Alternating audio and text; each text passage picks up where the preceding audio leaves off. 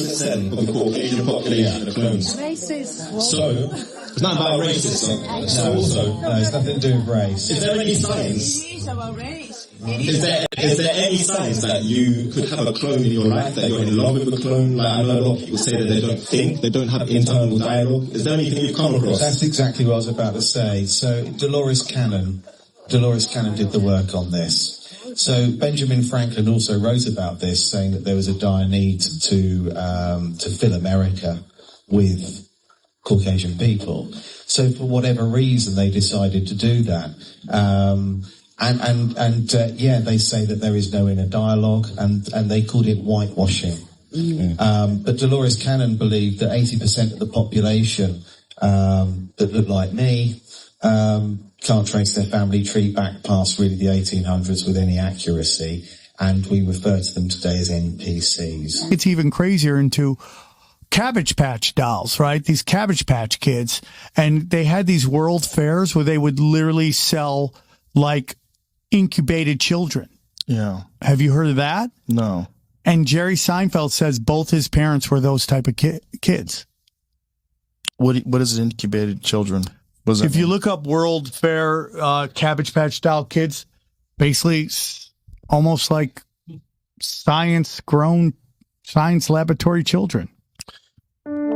Some of y'all are NPCs, non-player characters, and I'm not saying that to insult you.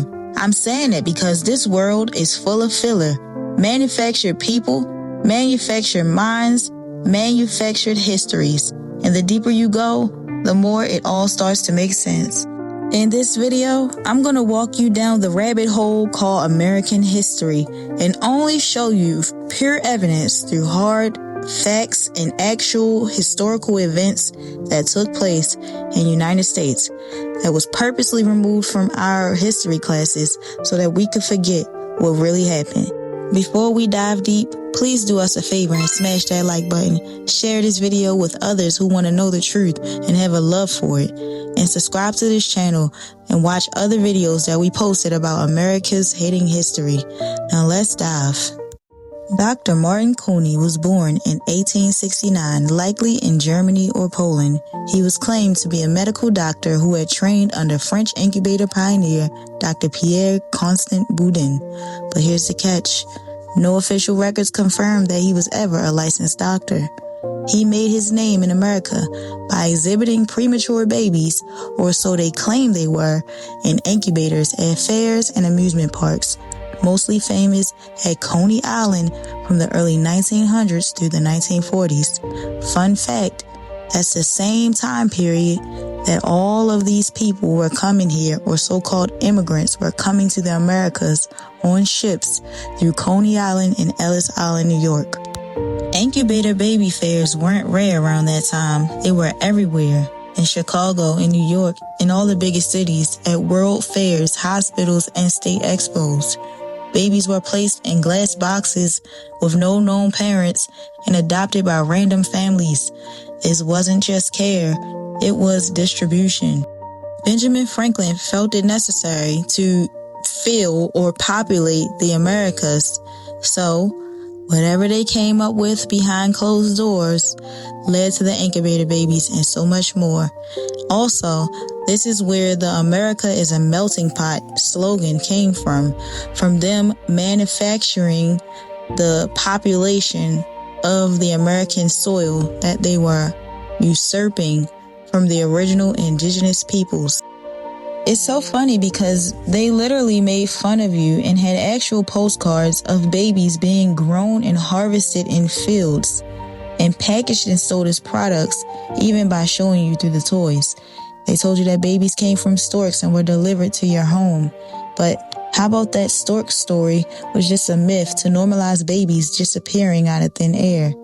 They weren't lying, they were hiding something.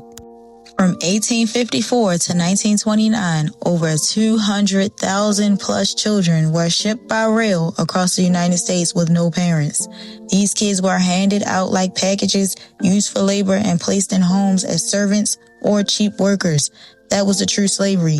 Many of these orphans were adults disguised as children. They were small in stature due to malnourishment, or they had stunted growth. They worked these children like adults because some of them actually were, and others were placed in child insane asylums and freak shows.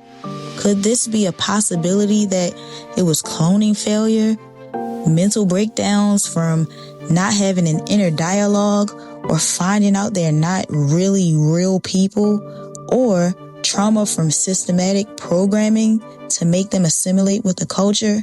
Now I have a true question for you guys. How many of y'all have grandparents or great-grandparents that were orphans? Think about it. Now back to Benjamin Franklin, who really looked like this.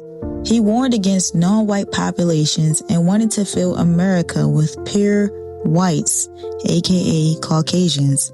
The United States was losing land to the indigenous resistance. They needed programmable, submissive laborers. So they entered in these fabricated backstories, renamed Europeans, did paper genocide, and most Caucasians cannot trace their family beyond the 1800s because many were inserted. They lied about your religion, your education, your medicine, but you still believe the story about your great-great-grandma coming from Ireland. I wonder why. I do not have an inner dialogue. I have no inner voice. I hear absolutely nothing in my head and never have. I only see pictures and get feelings. Yeah, I thought people were joking when they said that they have like an inner dialogue or an inner voice and it's like always talking, it doesn't shut up. I thought it was like a figure of speech. What is an NPC? A scripted soul. Pre-programmed behavior with no internal compass. Cloning experiments have been whispered in esoteric circles for centuries, and this has been going on for quite some time under our noses. But, because some of these babies have been early manufactured beings created for labor and not lineage? Have you guys ever seen the Fifth Final Destination movie? If you haven't, I implore you to check it out. And let's think about those freak shows and or orphan asylums, mental institutions that they had those children in. They were all filled with outcasts, but outcasts from what? Maybe they didn't go crazy. Maybe the program glitched.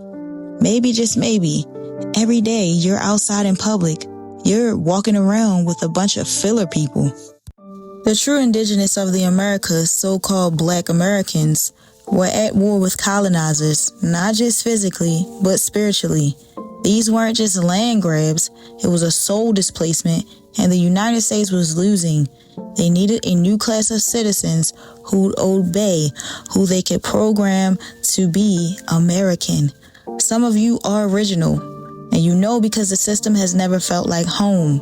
You've always questioned and always resisted. You've always remembered.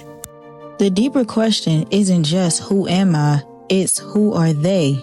Who filled this land with people who don't remember anything, who don't question anything, who follow every rule, law, statute, code, and abide by the system, who defend a history they did not write, with a lineage they cannot trace, claiming names they do not have the true bearings to, but telling us that we came on ships.